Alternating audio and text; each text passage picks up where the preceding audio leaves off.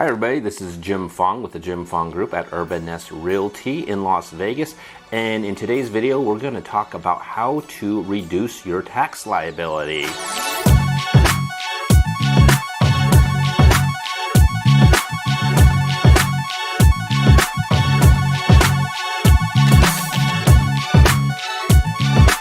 But first of all, if you like real estate videos and market updates or just a little look into life in Las Vegas, please subscribe and like and hit the notification icon so you know when videos like this are released.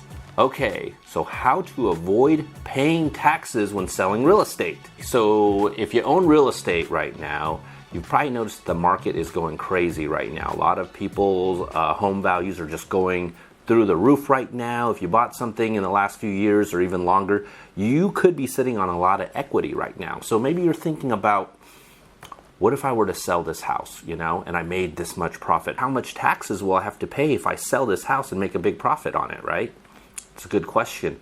And I think what most people want to do is sell and realize their profits without paying a ton of taxes in doing so. So in today's video, we're going to kind of break that down for you and just kind of explain what your options are for that. First things first, the taxes that we're talking about are your capital gains, all right? When you sell a piece of property and you sell it for a profit, all right, meaning that you bought it for less than what you're selling it for, that difference right there is what is known as your capital gains, all right? Depending on your time frame will depend on how much taxes you owe on it, okay? First of all, if it's a short-term gain, meaning 1 year or less, well, that's just going to depend on what tax bracket you belong in, all right? You make a lot of money and you're in a high tax bracket, well, your gains are going to be taxed higher too, and vice versa, all right? But when it comes to real estate, most people don't just own it for just months, all right? Usually it'll go for years at least. So start first by talking about if you were to sell your primary home, all right? The home that you live in is your primary home.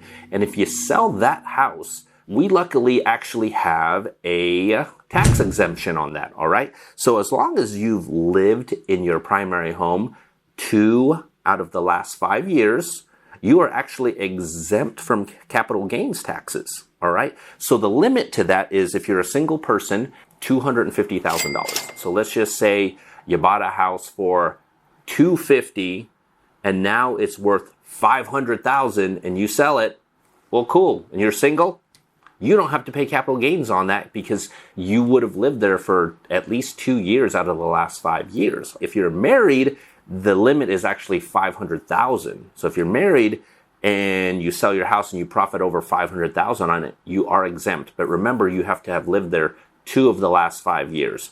And so what does that mean, 2 of the last 5 years? Let me just explain that.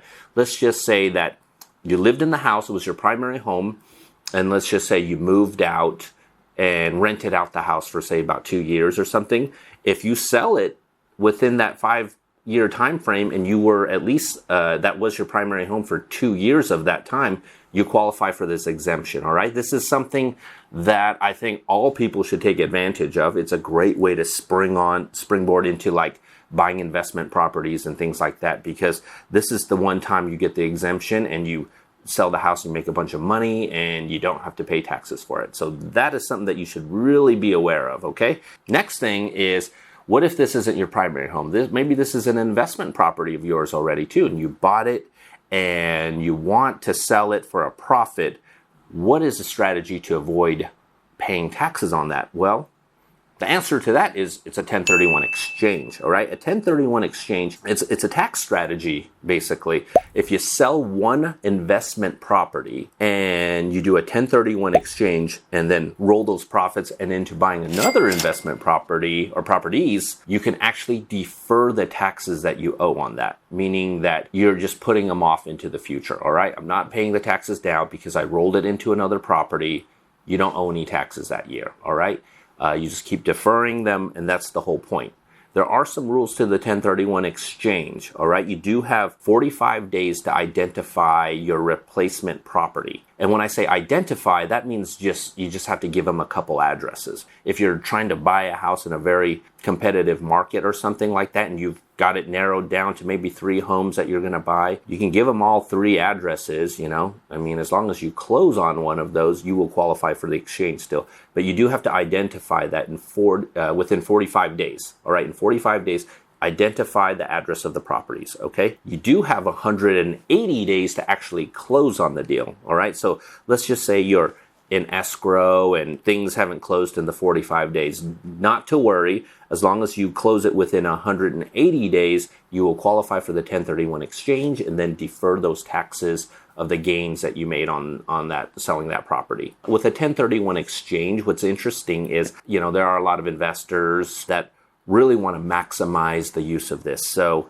here's the thing. How do I combine capital gains exemption from a primary home and use it with a 1031 exchange at the same time, right? What I know that some people have done is, okay, well, why don't I buy it as a 1031 exchange and it's an investment property, and then at some point I end up moving into this property and living there for at least 2 years, making it a primary residence, and then selling it, which would qualify you for the full exemption too, right? So that is a really interesting strategy. And what is the time frame on that? Well, you have to at least have owned that property for 5 years total. You now qualify for the primary home tax exemption too. So that's another strategy there if you want to take it a little further. Yeah, that's just scratching the surface. Of course, you want to talk to your CPA or tax advisor on these things to be sure, because everybody's tax situation is a little bit different, okay? So this is just a quick touch on that. If you're thinking about cashing out on your equity and selling your home, consider some of these tax strategies as well too. And if you have any questions or want to discuss things, please leave a comment below. I'll be sure to respond to you. And you can reach out to me directly. My email, my contact information is on the description. Please remember to hit the like and share, and please subscribe as well too. And if you like videos like this, hit the notification icon so you know when new videos like this are released. Thanks for watching. My name is Jim Fong with the Jim Fong Group at Urban Nest Realty in Las Vegas. Thanks for watching. I'll see you next time.